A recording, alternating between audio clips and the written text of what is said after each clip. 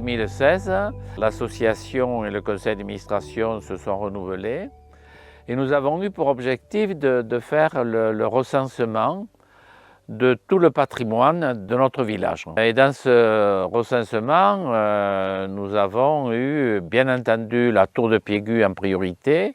On commençait déjà avec Culture et Patrimoine de regarder, d'identifier tout le patrimoine qu'il pouvait y avoir sur la commune. Quand on a recherché à qui pouvait appartenir la tour de Piégut, on avait l'historique. On était sur une parcelle de l'ONF, donc une parcelle d'État. Le plus difficile, c'était de trouver une solution pour qu'on puisse la restaurer, mais que ça nous reste à nous. On ne voulait pas faire une restauration puis qu'on rende à l'État. On a réussi au fur et à mesure à travailler avec l'ONF. Moi, j'avais la chance d'avoir Laurent Granet qui est notre forestier, ce qui fait qu'on a réussi à trouver un terrain d'entente pour faire un échange de terrain avec la tour de Piégut. Et donc la tour fait partie du massif de Piégut, qui est composé de 2 parcelles forestières, qui fait à peu près une 60aine d'hectares.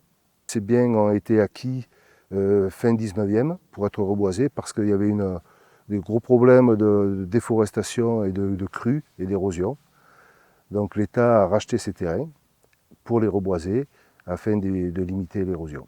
La tour de Piégut, on la voit de partout dans la plaine. Dès qu'on entame la montée, on ne la voit plus. Et on la revoit quand on est à 20 mètres devant. Et une fois qu'on est là, c'est trompeur dans ce sens qu'on croit atteindre un endroit vertigineux. Et en fait, on arrive à quelque chose qui est le contraire du vertige, c'est-à-dire qu'on est écrasé par la masse de la tour, cette tour énorme, avec des murs de 1,50 m qui fait 10-12 mètres de haut, et on est plaqué au sol avec cette énorme chose au-dessus de nous. De l'extérieur, ça s'arrête là, on est trahi par ce qu'on croyait trouver là-haut, un lieu vertigineux, mais en fait non. Une des belles sensations qu'on a dans la tour, c'est quand on rentre à l'intérieur de la salle gothique et qu'on a cette ouverture vers le ciel. Et là, on a une espèce de vertige vertical associé à l'intériorité de la tour, alors que l'extériorité de la tour était associée à une espèce de terrassement. Et ça ébouriffe. Hein. Ça va être un endroit vertigineux, ça c'est clair. La tour de Piégut, elle est quand même sur les arbres de notre mairie. Et donc, on a fait un certain nombre de recherches sur cette tour. On s'est aperçu qu'elle était du XIVe siècle. Et nous nous sommes dit, elle est menace de ruine, il faut faire quelque chose. C'est vrai que beaucoup de personnes étaient un peu enthousiastes quand même, en se disant ça va coûter un pognon fou, comment faire pour la restaurer, etc. Et notre politique a été de dire que ce n'est pas une question de la restaurer, c'est une question de la consolider. On voulait rester sur une tour qui était une tour existante. On ne voulait pas rajouter quoi que ce soit vraiment dessus qui modifie en fait clairement l'identification de cette tour. L'idée, c'était qu'elle ne tombe pas. Pour ce qui est de la maçonnerie, on stabilise les parois verticales, on stabilise tout ce qui a été détruit par le démontage des pierres d'angle, donc ce qu'on appelle les arrachements, là où c'est arraché. On stabilise le sommet. Au sommet, il y a un vieux grillage qu'ils ont mis. La chose est érosive, on va le bloquer. En fait, on fige dans sa forme actuelle la tour telle qu'elle nous est parvenue. C'est une ruine. La ruine correspond à une forme, c'est-à-dire c'est l'architecture initiale qui est érodée. Et là, on le bloque. On ne la reconstruit pas, on ne rajoute pas de pierre, on ne va pas revenir en arrière. On reste strictement dans l'état factuel dans lequel la chose a été livrée par l'histoire. Et du coup, on lui met un temps zéro, un nouveau départ pour la ruine, c'est-à-dire on met la pendule à 0 heure et c'est reparti pour la suite. Ça, c'est pour la maçonnerie. Elle est à la fois un site très emblématique, ce signal sur les vallées, qui est un peu un signe identitaire pour cette vallée d'Issole. Et en même temps, elle est en état de mort annoncée, avec le porte-à-faux considérable que représente le débord de la maçonnerie sur le rocher qui s'est érodé en dessous. Et donc elle va partir dans très peu de temps si on ne fait rien. C'est pour ça que ça fait depuis plusieurs années qu'on se bat et que là, ça y est, une démarche vertueuse est lancée.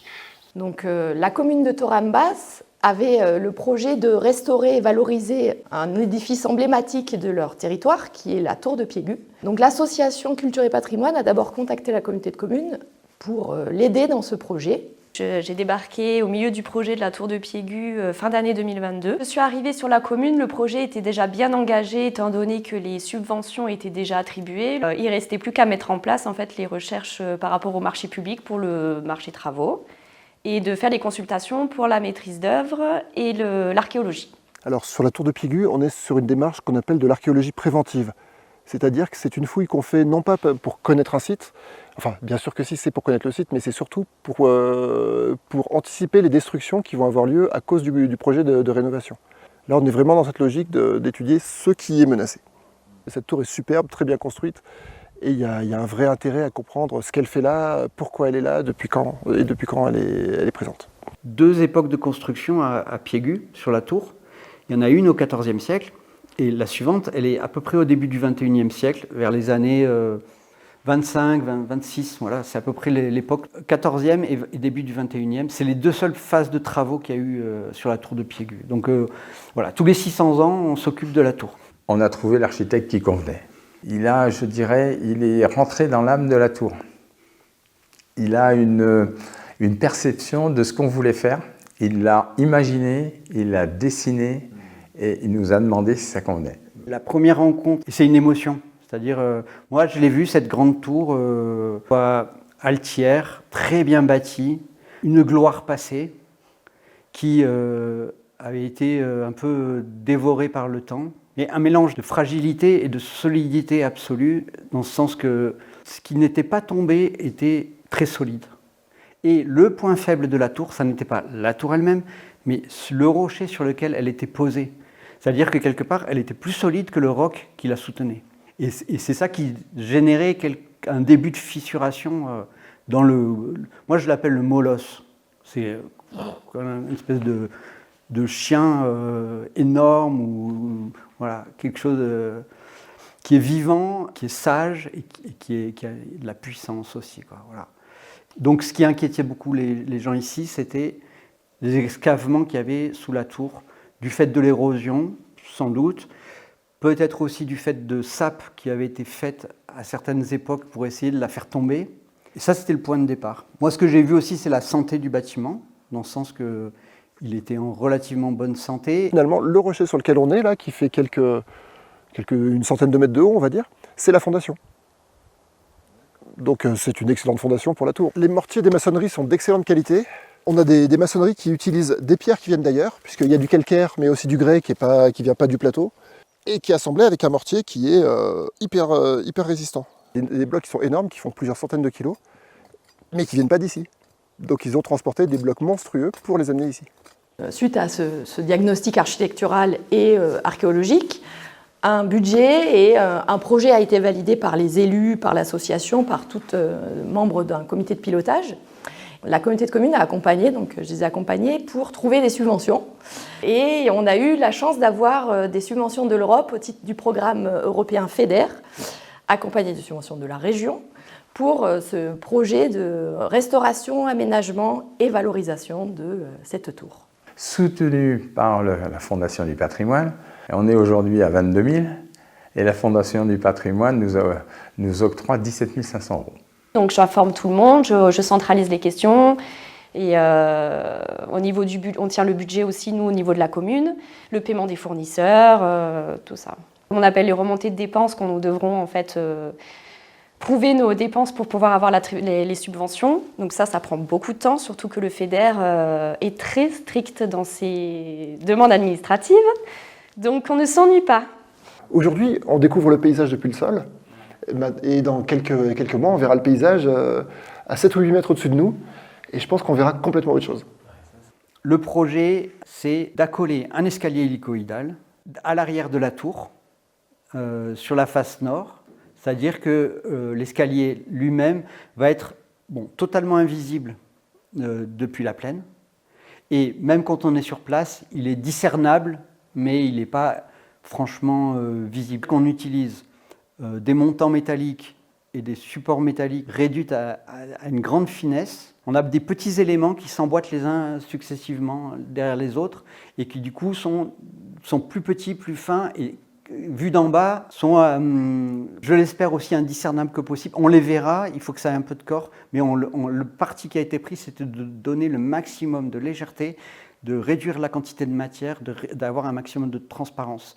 Et les garde-corps sont grillagés, c'est des grillages tendus, donc en fait ils sont à 20 mètres, ils sont invisibles, on ne les voit pas. Les sols, c'est du caillebotis, là aussi réduit vraiment aux caillebotis les plus fins qui existent, c'est-à-dire 25 mm d'épaisseur. Et on navigue tout ça avec des éléments ultra légers, ultra transparents. Le caillebotis, on voit le ciel à travers. C'est travailler dans ce sens-là, utiliser le minimum de matière et partir sur une transparence maximum. Il y a l'idée de se mettre complètement en ton mineur par rapport à la tour qui reste le ton majeur, l'objet majeur en fait. Et l'escalier, c'est un fut, un escalier hélicoïdal qui monte, qui fait 4 tours et demi pour arriver en haut. Et là, le parti a été un petit peu différent, dans ce sens que je lui ai donné de la masse en bas. L'escalier, en fait, il est très opaque et a une intériorité. Et petit à petit, on va dire, il se dématérialise ou il se déshabille pour n'avoir à la fin que le strict minimum de matière. Et après, on enchaîne par quelque chose qui a encore moins, qui a encore moins de matière, c'est les coursives, où il y a juste les caillebotis et les garde-corps grillagés. Et on a l'effet sommital.